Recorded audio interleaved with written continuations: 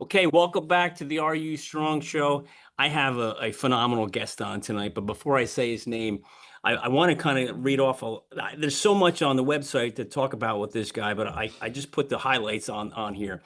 But he's he wrestled at Lock Haven University, has 99 wins, and he's going into the Lock Haven Hall of Fame this year, which is phenomenal. He coached at Jackson Memorial High School and amassed 155 wins, number one in this state 2 years in a row. Like, I don't know if that happens anymore. Then he goes on to coach Rutgers University right here in good old state of New Jersey. Now, wait to hear this stuff. He's the winningest coach in program history in 17 years, 200 plus wins, six individual conference titles, 19 All-Americans in his first 10 seasons, then multiple All-Americans in seven of the last 8 seasons, two top 10 finishes in the country, 12 top 25 finishes in the country. I can go on and on. Look this guy up. Welcome to the show, Rutgers head wrestling coach from dialing in from Toms River, New Jersey, Scott Goodale. Welcome to the show, Scott. Thanks, Jeff. It's great to be on. We've been trying to do this for a long time, Yeah. so I'm certainly excited to be on. This will be fun. Yeah, I am excited to have you, and I'm telling everybody who's listening, they have to go on to the Rutgers website to look at your accolades. I mean, it's like pages and pages of stuff. I don't know about that. There's still a lot to do, but I do appreciate it, and they do a good job of making me look Yeah. good. Oh, They do a good well, job I making me mean, look good. I think you have something to do with it, Yeah. right? So before I start hitting you with a bunch of questions, do me a favor for those who might not know who you are. Tell everybody a little bit about yourself. Yeah, like you said, my name's Coach Goodale, Scott Goodale. Grew up in Jackson, New Jersey. All I ever wanted to do my whole life was to graduate college, go back to Jackson, and become a physical educator and a coach football and wrestling. That's what I did. I graduated from Lock Haven, like you said, 1995. I went back, was at my alma mater for 11 years. I met my wife at Jackson. My mom was the assistant athletic director at Jackson. My sister, we took over in 2001. We were both head coaches. I was obviously wrestling. She was girls basketball. She's still there at Jackson. She was a teacher. My dad coached every Pop Warner wrestling, Little League baseball team there is to coach. So that was my whole life. That's all I really ever wanted to do. And like you said, finished number one in the state of New Jersey 2 years in a row. And not to bore the audience or you, but after we finished number three in the country, 2006, was asked by a guy by the name of Bill Ard to come up with a 5-point plan to help Rutgers wrestling. It wasn't for me. They were going just through a tough time, and Coach Sachi and Coach Ryan saved the program. And then what can we do to make Rutgers wrestling relevant? So over a couple bottles of wine with my wife on a napkin, wrote down a 5-point plan, everything from recruiting to scheduling to home attendance to wrestling camps and scheduling. Academics obviously was in there. Handed it over, guy by the name of Bill Ard, who played for the football Giants. Yep. I went on my very way. I thought we had a team at Jackson 2007, could be the number one team in the country and beat Blair Academy. That was my mindset at the time. And that summer, next thing I knew, I was on a 6-hour interview. So here we are 18 years later. Head coach Rutgers wrestling. A lot has happened. We talked off air about the new facility, the home match atmosphere. A lot of good things have happened. There's so many great people behind it. I've been through 4 or 5 athletic directors, 4 or 5 head football coaches, 4 or 5 basketball coaches, probably 9 to 10 strength and conditioning coaches, 9 to 10 academic advisors. So I've seen it all. I can't believe I've been there for 18 years. Just glad I made it, and really looking forward to the future. That's just a little bit about who I am, where I came from, and really what I wanted to do. Well, that's a phenomenal story. And how did Billy Ard get involved with that, being a football guy? Well, he was great friends with Bob Mulcahy, the athletic director at the time, because of their relationship with the Giants and the Meadowlands Sports Complex. Those two were really good, and Bill always had questions. We have to make Rutgers wrestling relevant. We have to make them great. It's New Jersey. It's a hotbed for high school wrestling. And we had the best team in New Jersey at the time at the high school level. And at that time, he just asked me to come up with a 5-point plan. I knew Bill because of his son, Brendan, who would later wrestle for us. But I knew him through the Little League ranks, the midget wrestling, the Edge School of Wrestling. And that's kind of how we had a relationship. And so he asked me to do it, and I did it, thinking I hand it over to Bill and Bob Mulcahy, and I go on my merry way and get ready to try to beat Blair Academy the next season. That was kind of my mindset. And like I said, I was next thing you know, I was in on this 6-hour interview. So can I ask you, how did that interview go? That's a long time.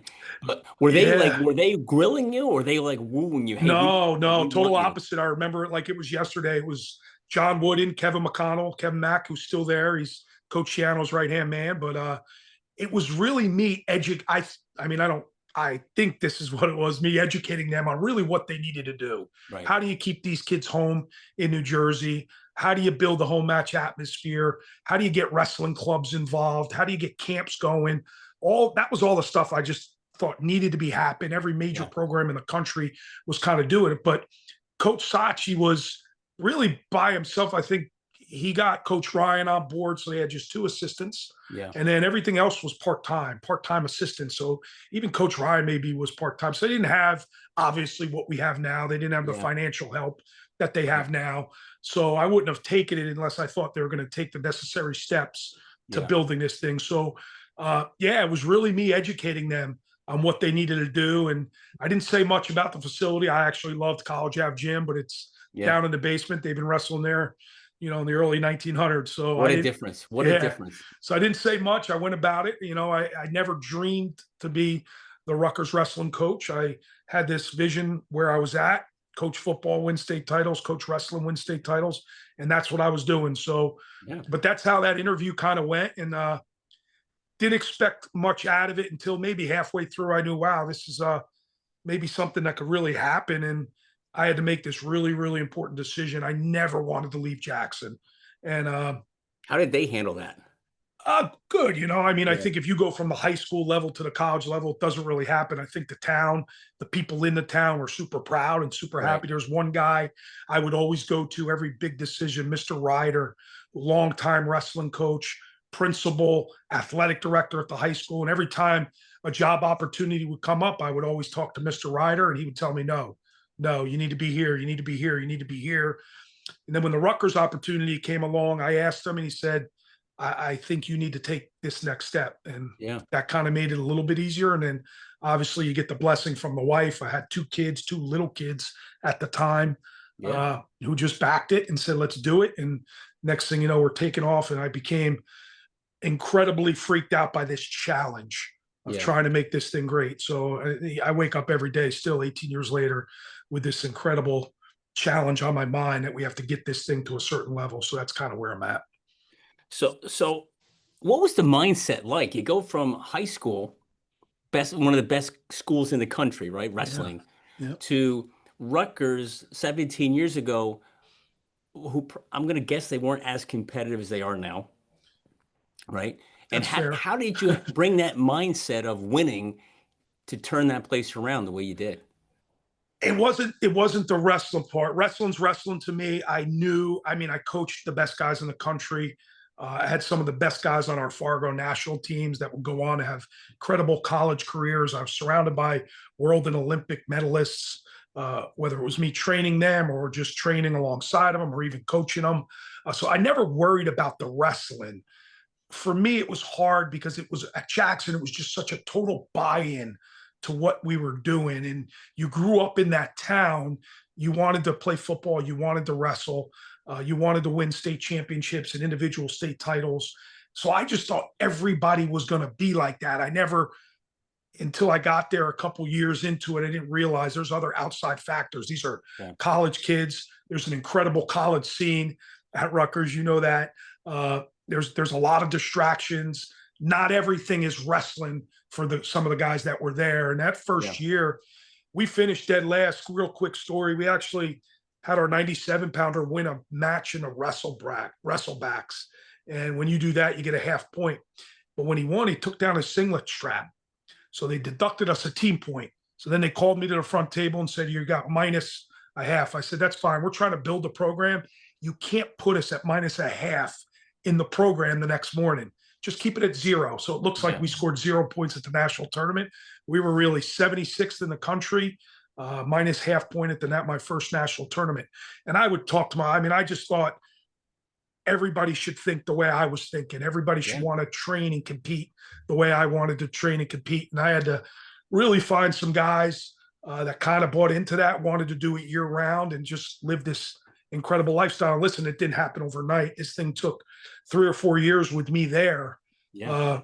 of developing this championship lifestyle we talk about now. And we could go, I'm sure we'll get into it, but probably Anthony Ashtalt was the guy that totally flipped the switch and changed it. But or even Anthony Perotti a couple years prior. But that first recruiting class was so pivotal in what we were trying to do. Scotty Winston, Jesse Boyden, Joey Lango, Trevor Meldy, Danny Rinaldi, Greg Zanetti. I can go on and on, some of those guys, and I don't want to leave anybody out, but they were so important. The future of the program, it's built on that first recruiting class. And I'm so grateful for those guys and what they've done to the program, because it was really hard that first year. You mentioned the Zanetti brothers. Yeah. Yeah, I know those guys really well. Awesome guys. Yeah. You know, so Greg is now he's a preacher. He's a priest. Yeah. He's a priest. So I had a priest who wrestled for me, went to Rome and everything, and came back 8 years later. He still comes in the room. He takes off his priest garb and he works out with us every Tuesday. So I see all the posts on Instagram. Him wrestling with all the guys. Yeah, it's pretty fun. You know, Gene and Jeff, you know, those guys are they've done some work here with us. And Gene's intense. Yes. They've done an incredible job with mindset training and Z Fanatical and all that stuff coming up. And they've helped us quite a bit. And we've used them. They've used us. They talk to all of our kids at camps. Just a great model for this sport for sure. And they're blowing up too. The successes they're having. It's just fun to watch. So let's go back to mindset for a second. You know, what was the mindset of the Rutgers administration around you and all the things you wanted to build, grow, and develop, which is a ton?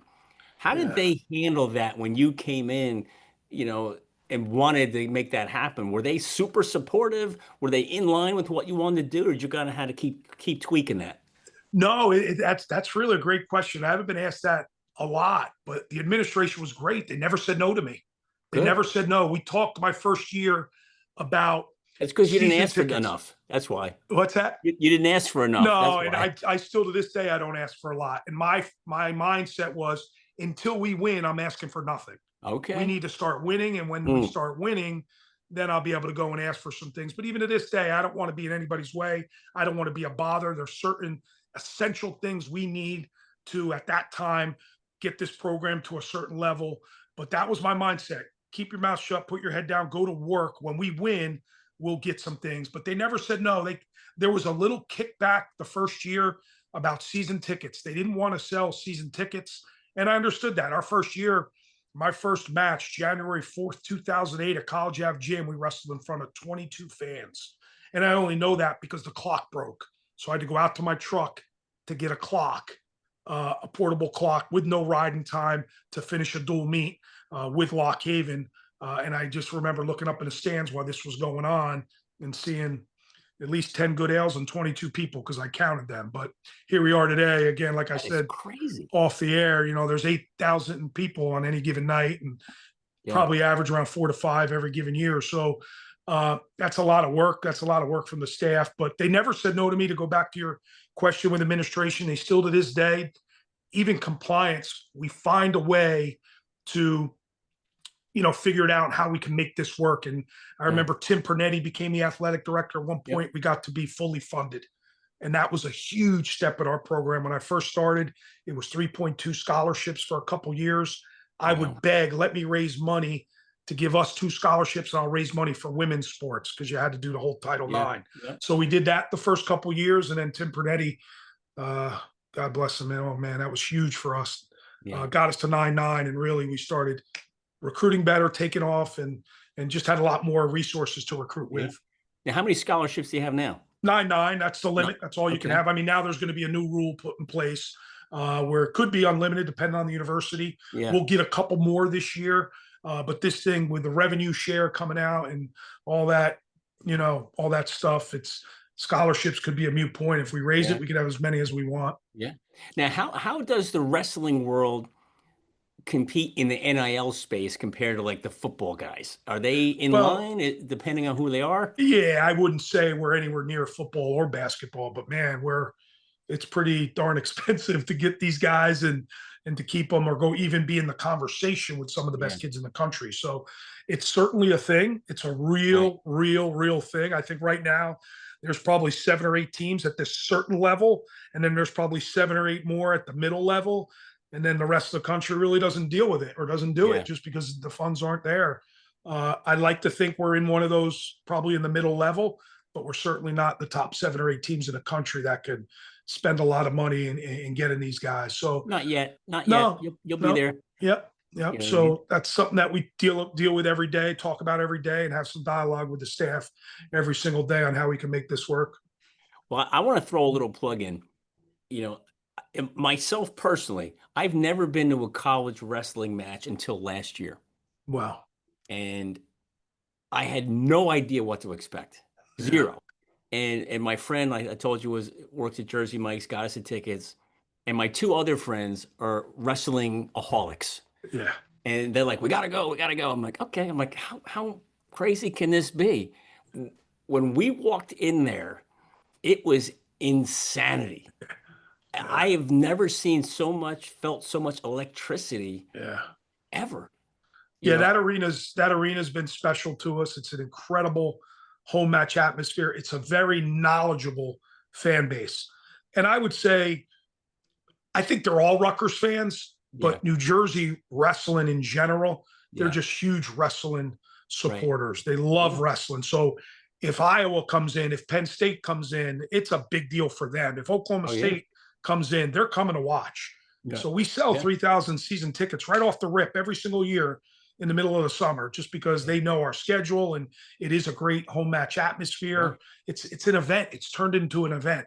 yeah, And that was really me. Our marketing department would do some crazy things with us back in the day. And I'd say, yeah, if you think it'll work, let's do it. So kind of the guinea pig for trying different things. And heck, we wrestled outside one year in front of 16,000 yeah. people against Remember that? Princeton right before a football game. Yeah, 62 degrees at 12 in the afternoon, snow, rain, and sleet for Penn State football at night. So we kind of got lucky. But anyway, we're willing to do different things to create a yeah, home match atmosphere, and I think that's the reason why people keep coming back. And yeah, then you got to have a great product. You got to have a product where people want to watch it. You yeah, got to have yeah, exciting kids, and we recruit. Not yeah, everybody is for that arena. That it freaks some people out. You got to be yeah, able to wrestle in front of people, and there's a lot of expectations, especially now. 18 years later, a couple national champs, a ton of All Americans. Now, yeah. who's the next one? So there's expectations, and it's a tough crowd, but it's a fair crowd, and I appreciate that. It's an electric crowd, and Yeah. I highly recommend if you get a chance to go, whoever's listening, you got to go. Well, I You know, appreciate that. Yeah. it is a fun time, Yeah. and it's something that I'm going to go every year. I'm Yeah. back every year. I will never miss. You Good. know, which is great. It's a lot of fun. Yeah.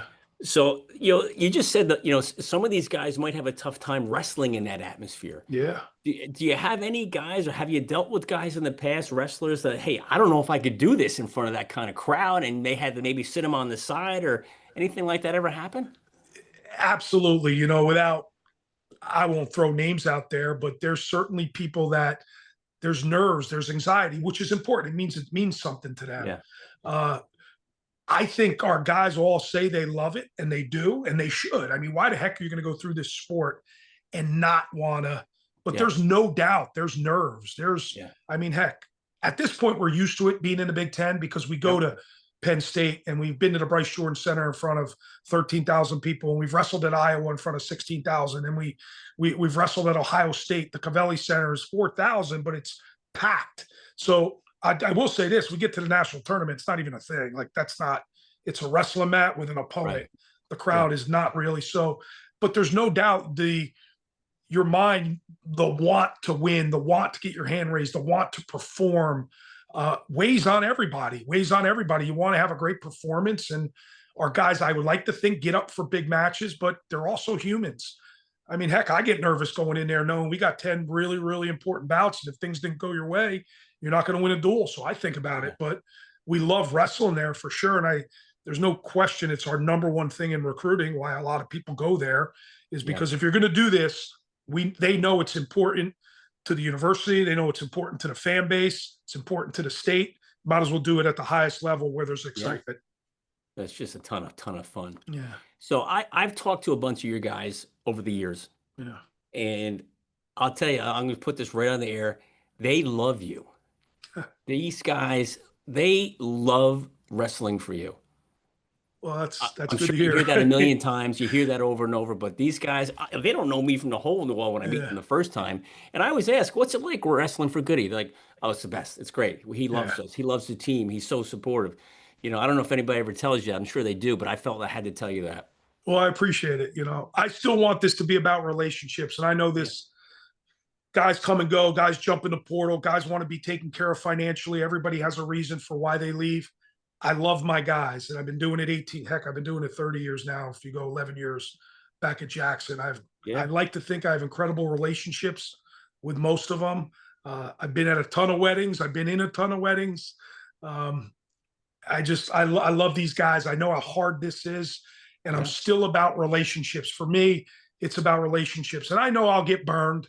There's no doubt I'll get burned. I'll have this incredible relationship, and somebody will think another place is better. And that's just part of it. I don't yeah, ever cut off my nose and spite. I still love those guys, and yeah. I don't have problems saying this to you. We lost Dean Peterson this year to Iowa. He felt that would be a better situation for him, Right. whether it's workout partners, whether it's finances. Great for Dean Peterson. What he's given me for 4 years, I am super grateful. I love that kid. I hope I'll have a relationship with him. We're kind Yeah. of from the same area, Toms River, Barnegat. Uh, what he's done for our program, incredible. So I don't. It's a different time. Yeah. So that's just the way I go about it. I'm still into the relationships. I still love recruiting through the families, home visits, Yeah. relationships, and I just love having the guys. I learned this from Coach Poff, my coach at Lockhaven. You want to recruit guys that you want around your family, Yeah. and that's kind of how I've gone about it. And I have them over the house all the time, down the shore. I just love these guys. I love my coaches. And again, there'll be times I get burned. That's just part of the Yeah. sport. I understand it, but I do love coaching these guys. That's awesome. Yeah, I mean, it's nothing like enjoying the guys you're coaching. yeah. It's one thing to coach, but then to really love the guys and enjoy being around them, it just makes it that much more special. And listen, we've had some live wires, right? Yeah, I'm we've had sure. some guys that'll drive you crazy, and man, they get you, they make you old quick, and you lose a lot of sleep over them. But it's Yeah. worth it. That's what kind of every kid is different. Every kid has a different story. Everybody has a story, Yeah. and it's our jobs as a staff to know exactly what's going on with their siblings, with their family, everything, and that's Yeah. part of kind of what we do. I think we do a really good job of it.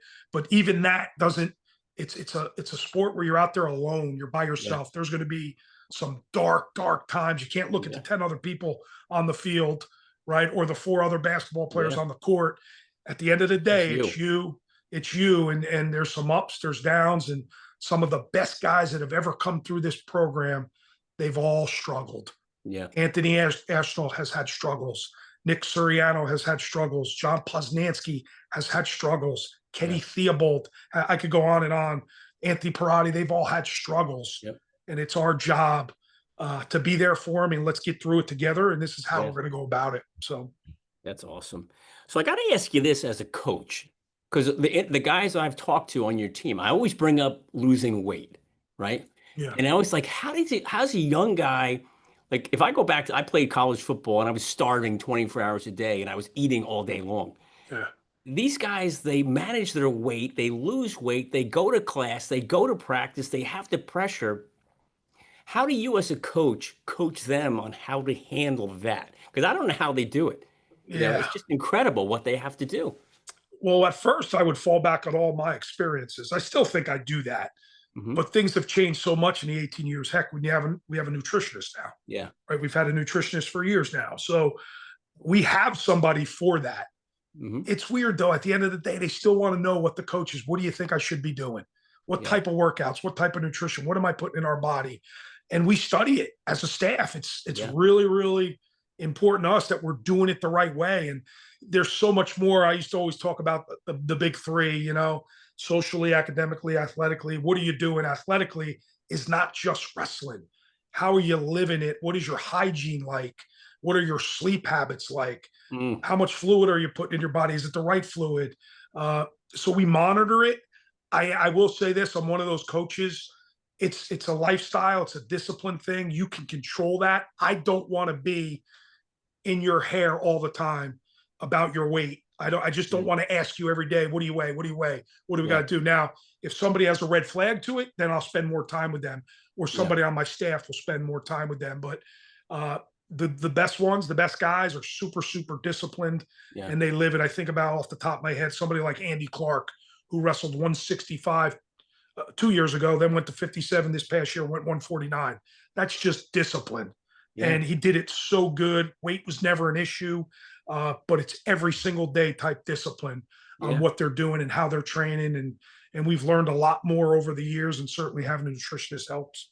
That's awesome. Now, is there a limit now how much they can lose, or it's just whatever Well, yeah, they there's like a feel? weight to set plan. So they'll check their weight early September, Right? and they'll take their body fat. Our trainer who wrestled does a great job with it, Johnny Taggart. So our guys know exactly how low they can go. Yeah, But for the most part, it's kind of like a job right now. yeah, So they yeah. know, I mean, heck, we're in the beginning of June right now. They know where they need to be going through the summer and what weight they're going to wrestle next year. And Right. there's some guys we got to get bigger, and there's some guys we got to bring them down. And Bring 'em down. I Yeah, have this big thing where you should be 8 to 10 pounds over all year round. That's your weight. If that's what you're going to wrestle, July 4th, you're 8 to 10 pounds over. That's just the way I feel. So and it's 8 to 10 pounds. That's easy to take off for yeah, those that's not guys. hard through good diet and the way we Yeah, train. I'm talking the middle of the summer, yeah. and not everybody lives by that. They're Right. good. You're crazy. I'm going to be more than 8 over, but I just think if you're training, and Yeah. again, you're not wrestling every day in June, Right. July, August, but you're training, your strength and conditioning, your runs, your Yeah. diet is still the same. We have this Yeah. goal.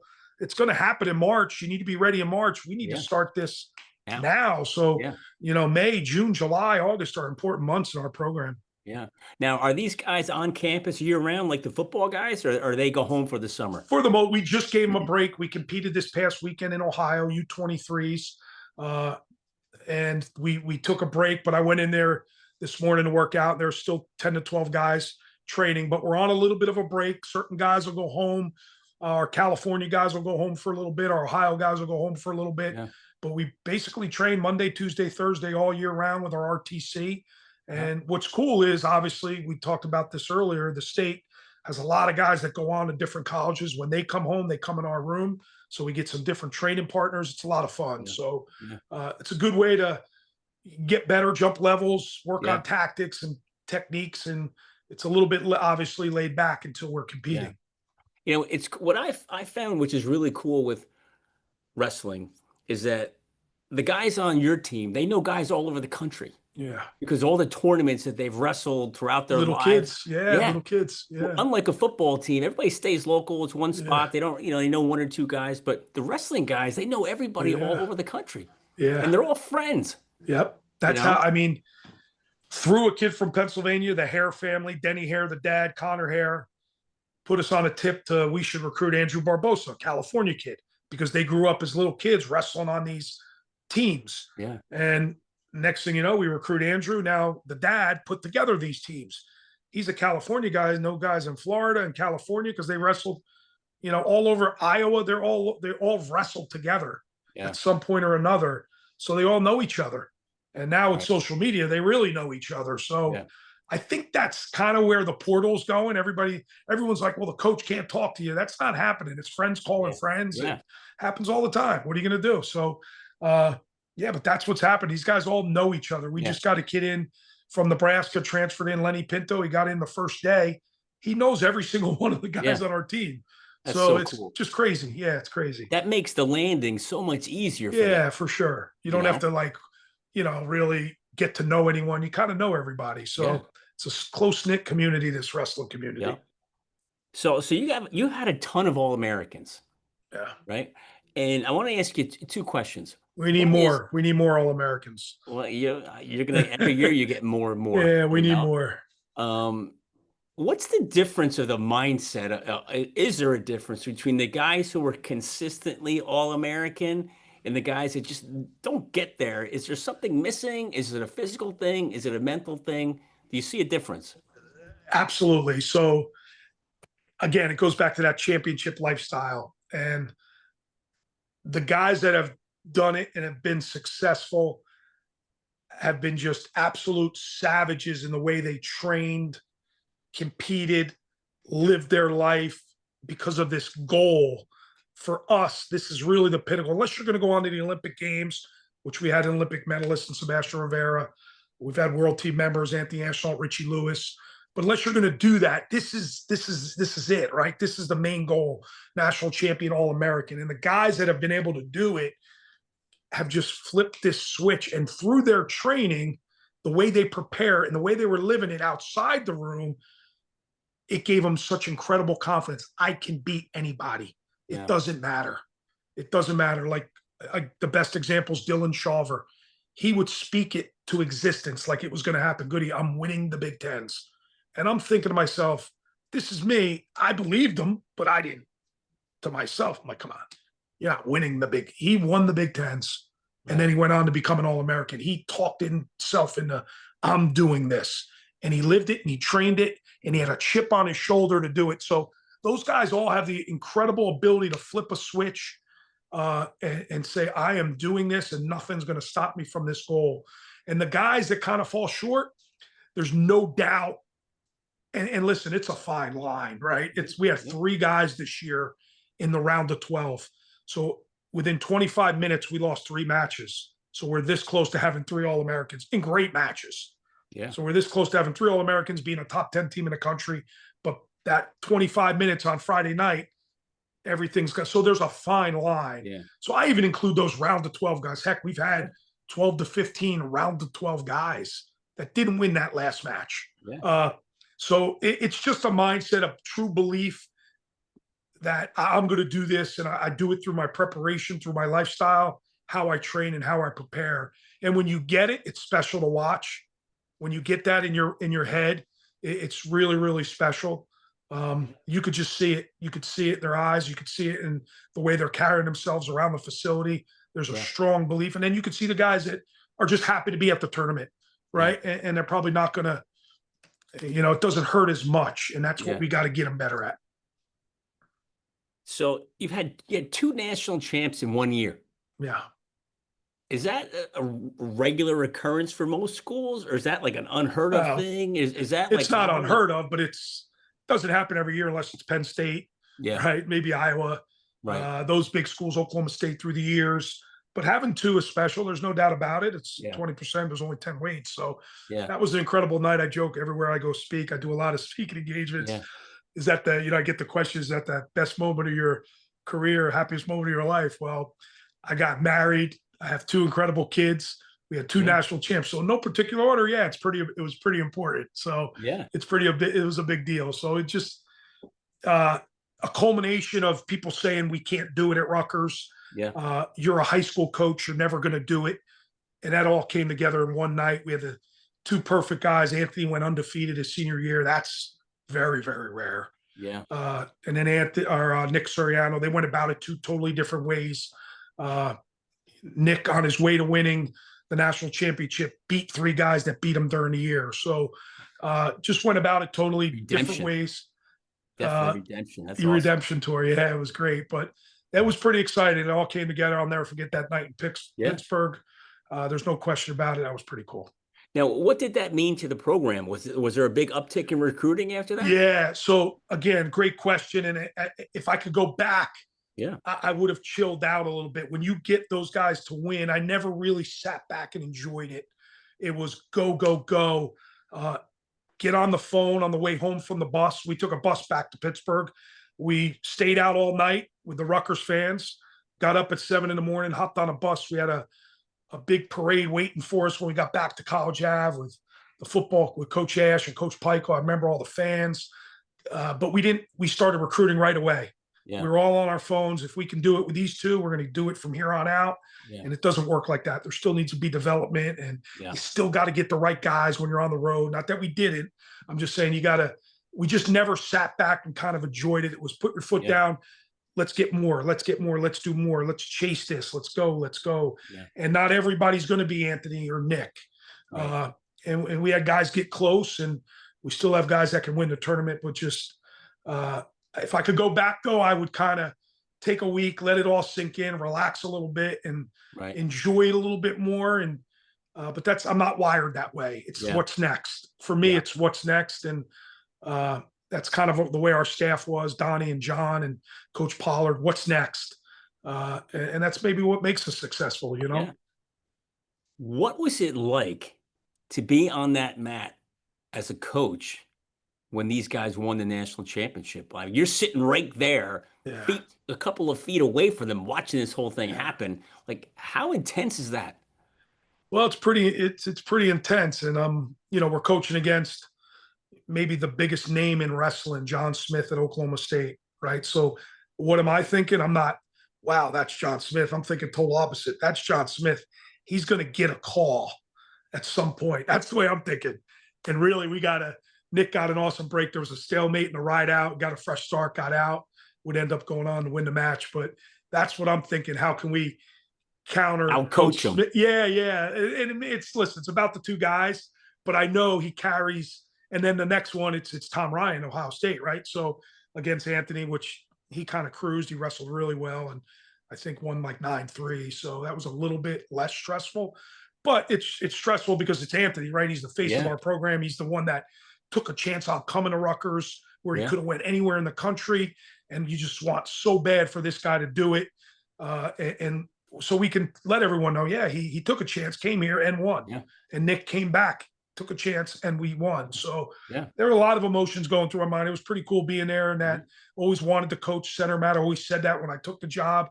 The Block R is going to be represented Saturday night national tournament, 3rd week in March. I always said that, and again, it came to fruition. So pretty cool. That's awesome. Yeah. What's your heart rate like during that? Is it like racing, like y'all jacked up? I'm a mess, to be completely honest with you. I'm fortunate I had Coach Leonardis to my left, Donnie Pritzloff, who's one of the best in the world, to my right.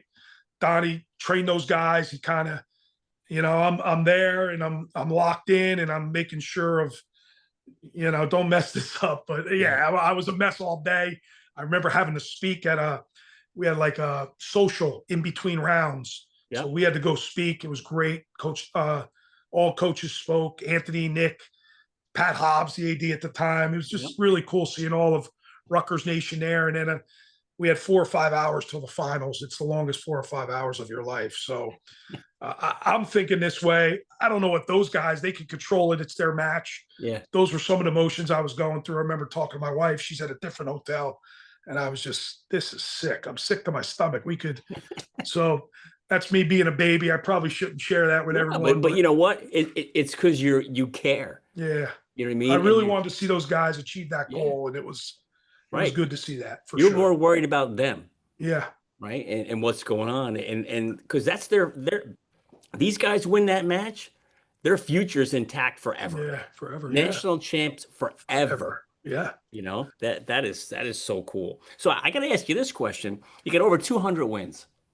Does any one stand out that, like, you know what, this is like the best win we've ever had? I've never really thought about that. But we talk a lot about, remember this match, remember that match. I'll never forget beating Nebraska. They were ranked 3rd in the country. We lost to Iowa Friday night, and the Big Ten schedule was brutal.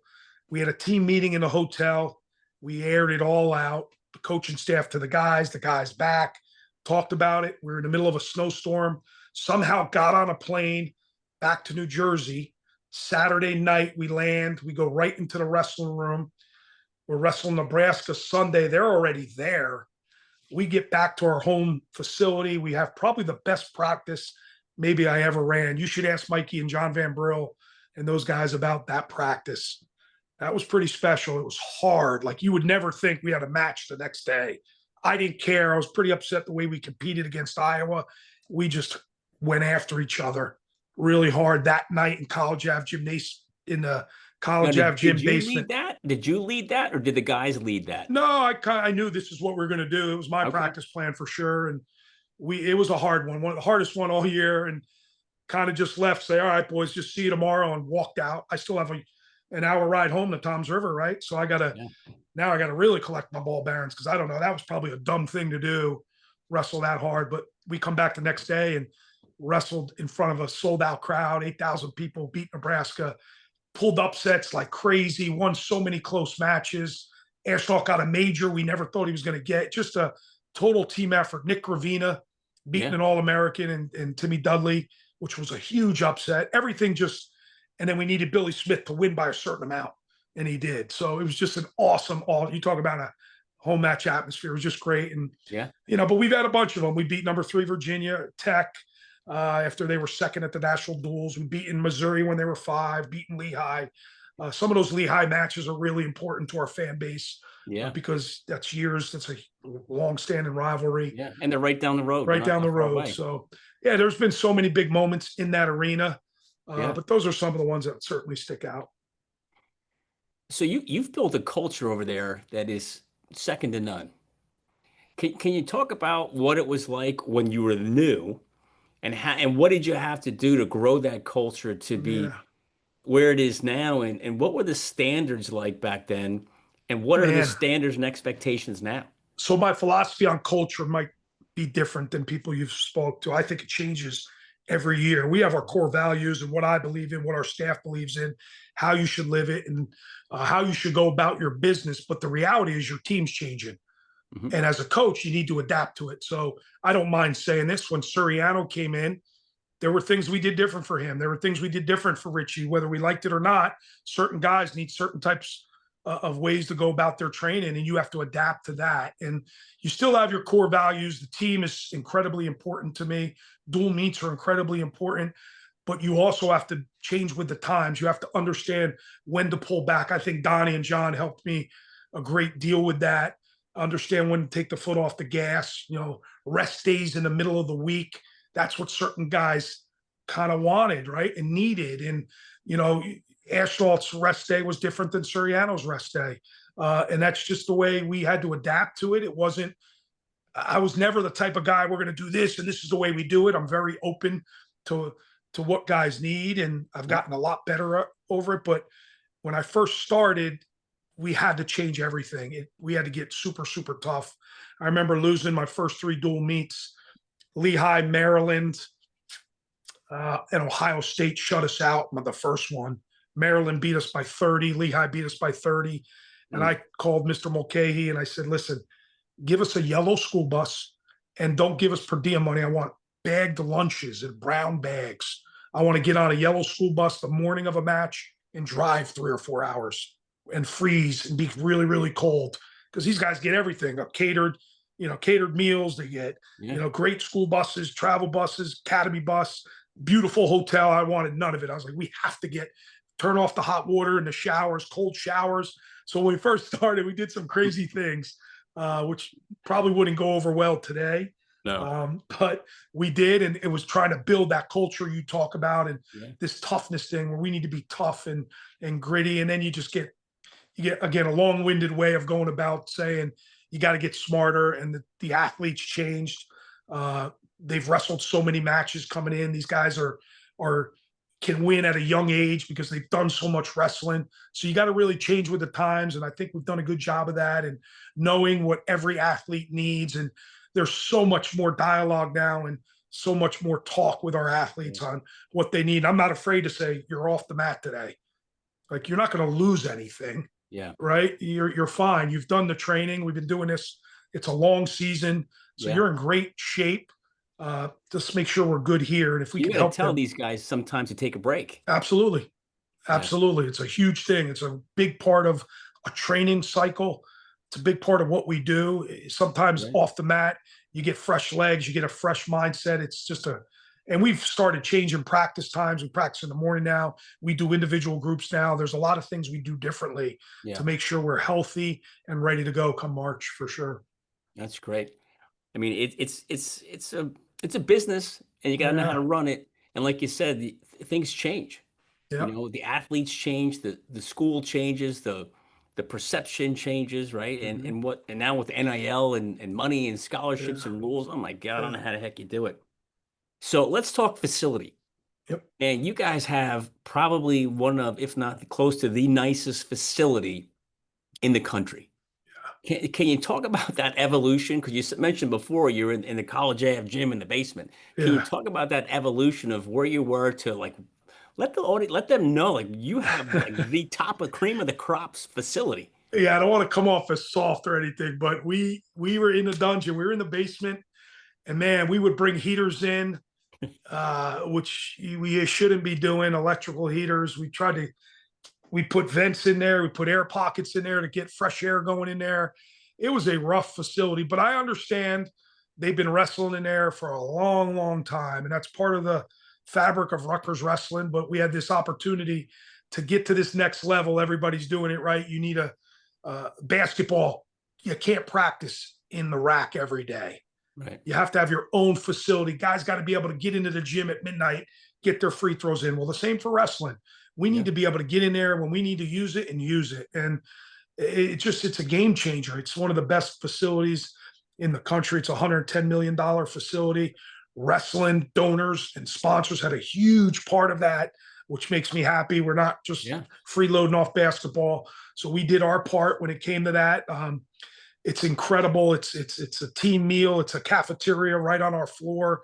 Incredible offices, a lounge area, state of the art locker room, and 3 full mats with plenty of space for a weight room and like airdyne bikes and stuff. It's just unbelievable, unbelievable facility. And going there, and I would tell Anthony Ashton all the time, we're going to get you a new facility, and then he graduates, and boom, we get a brand new facility. So I didn't lie, we got it. It was just a Yeah. little late, but But he's um, probably he probably helped you get it, there's right? no doubt about it. There's no Yeah. doubt about it.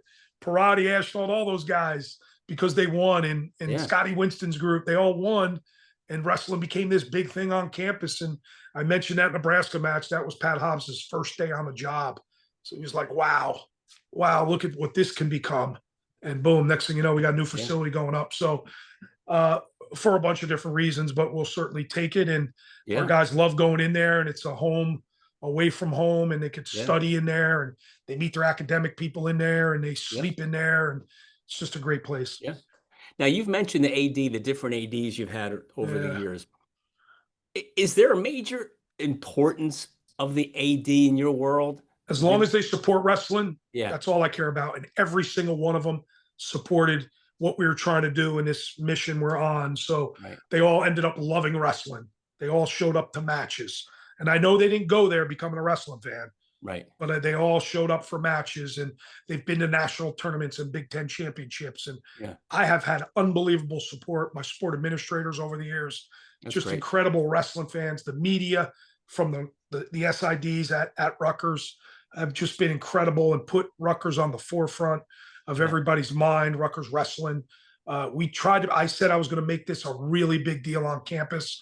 Obviously, I'm super tight with Coach Shiano, and I'm making a point to go to football practices through whether it's Coach Shiano, Coach Ash, Coach Flood. I was always going to Yeah. football practices, being a part of it because I wanted to be a part of the whole fabric of Rutgers athletics, and never shied away from meeting with donors, even though they're not wrestling donors.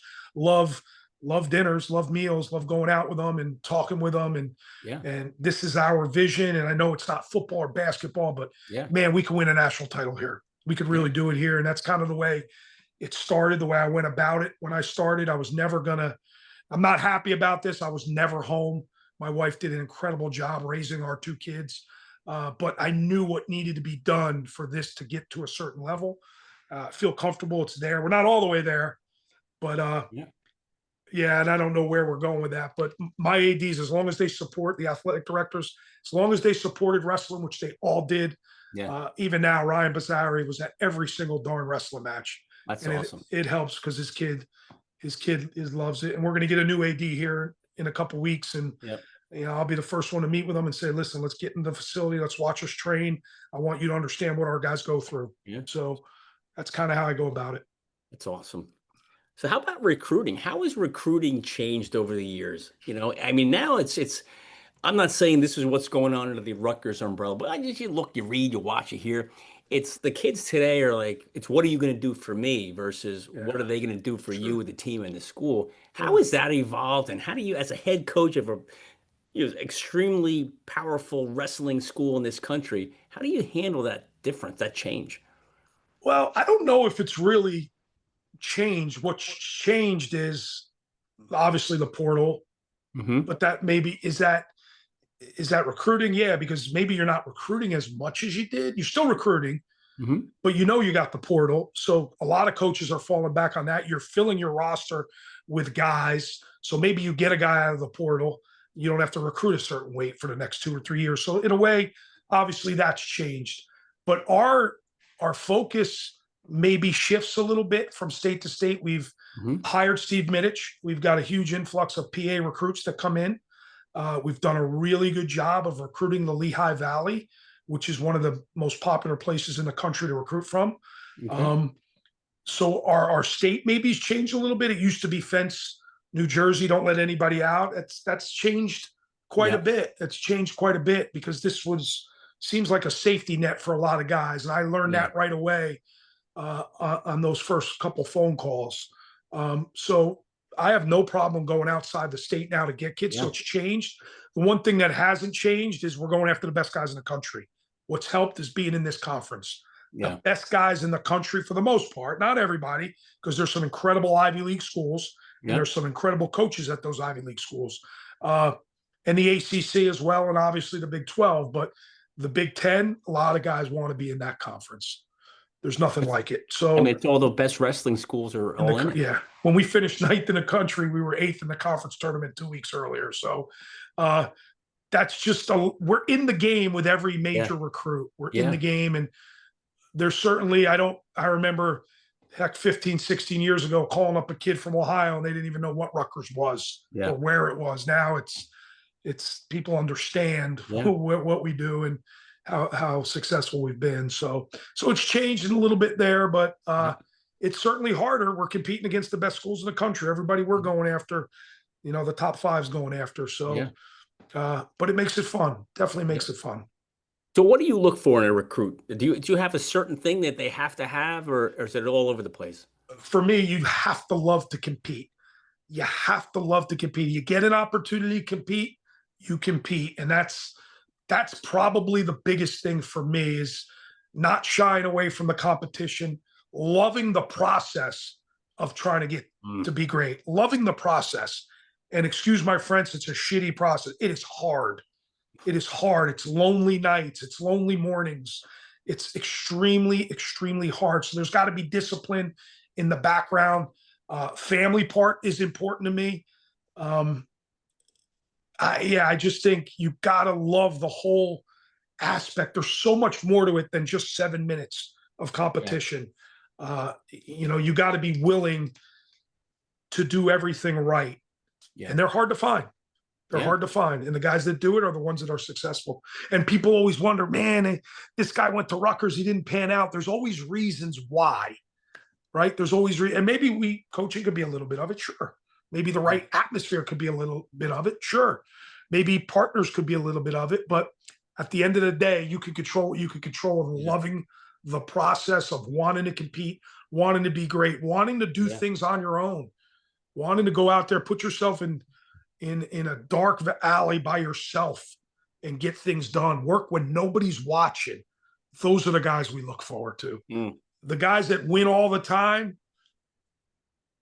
yeah, there's certainly a success rate. What they're going to do at the next level, right? Yep. Those are 5%ers. Anthony Ashland's going to win wherever he goes. Suriano's going to win wherever he goes.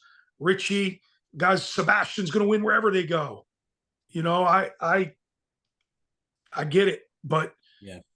the guys that love the process and want to jump these levels, man, I think of Shane Cartagena Walsh, plays seventh in New Jersey, one of the best kids in the country. He lives it every single day.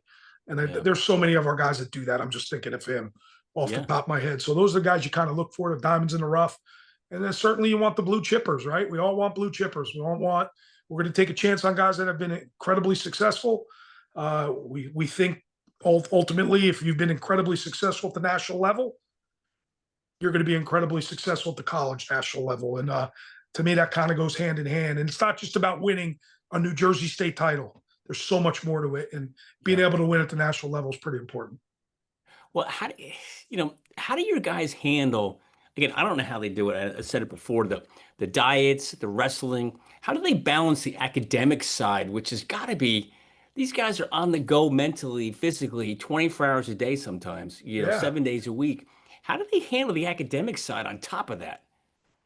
Well, I think again, it's a lot of dialogue. It's a lot Yeah. of individual conversations. It's a lot of some of the freshmen coming in who have this thing they're going to be working on Wall Street, right, and making millions of dollars, and they go to the first finance class and or calculus class, and next thing you know, they're failing the first class they've ever failed in their life. It's hard. Yeah.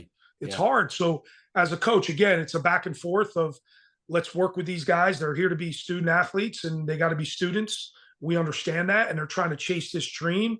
So we got to be able to have really good dialogue on Yeah. how they handle it. And it's managing your time. Heck, we're done every day at noon.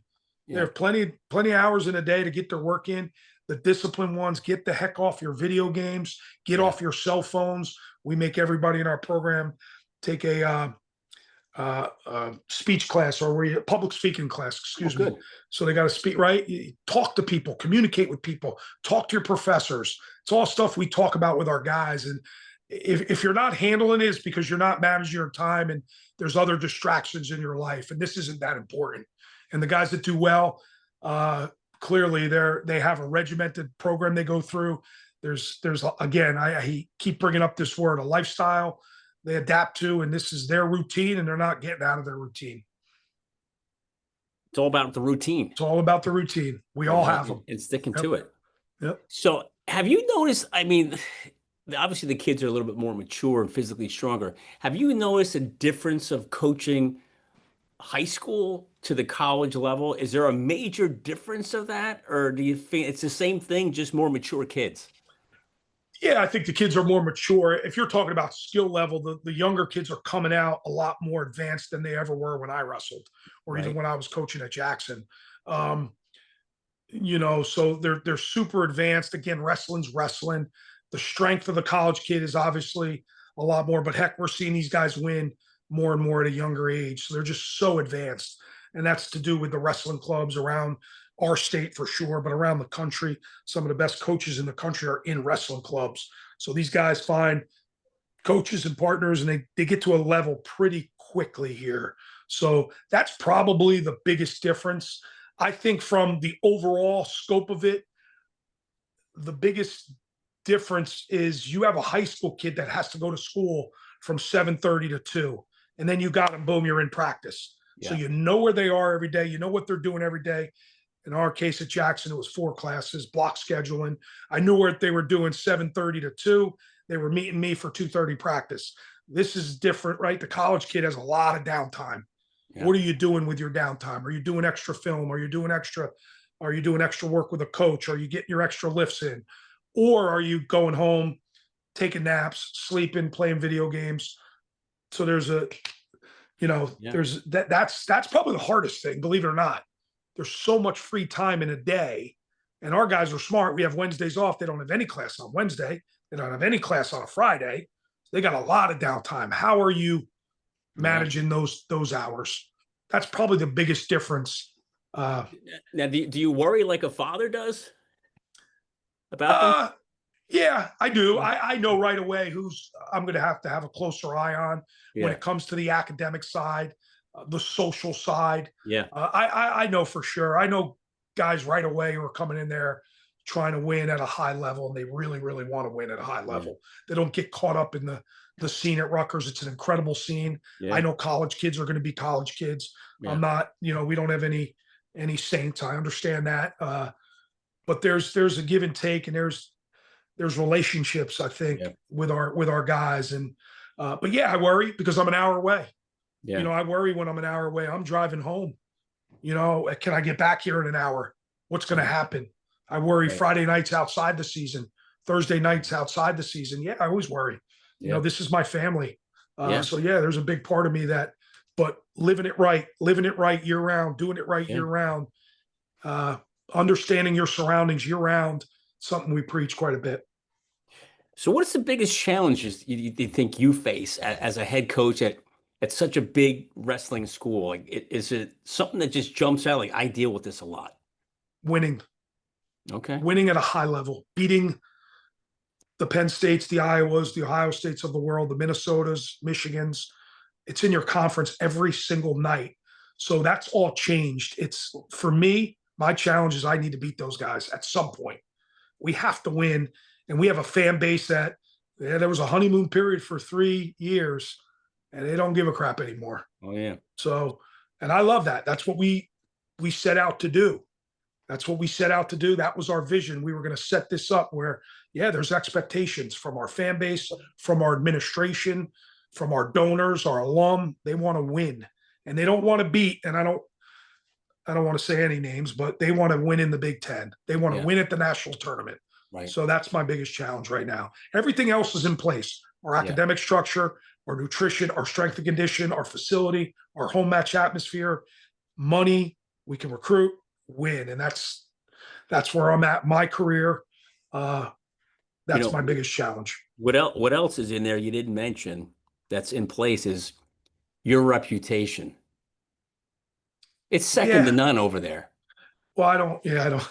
I'm telling you, I hear it a lot. I'm ingrained with a lot of different people over there, and your reputation is stellar. Well, that's good to know. I don't worry. I'm just me. When we see each other at a tailgate, I'm going to be me. And I do love the people I work with, and not just wrestling, all the whole athletic department.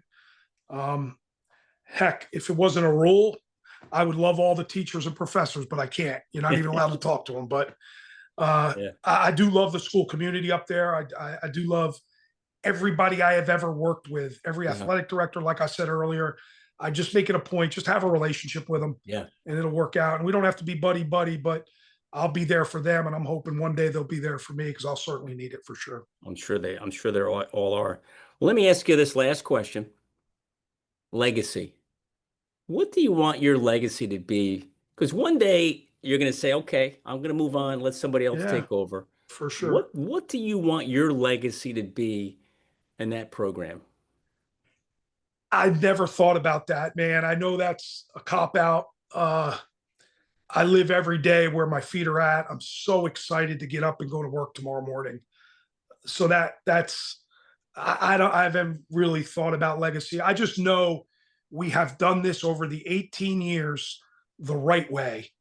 We've never had a scandal. We've never had an issue. I mean, are there bumps in the road?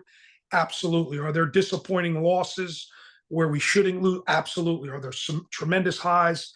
Yes. There's been so many coaches that have come through. That's a good thing. People are moving on, taking other jobs.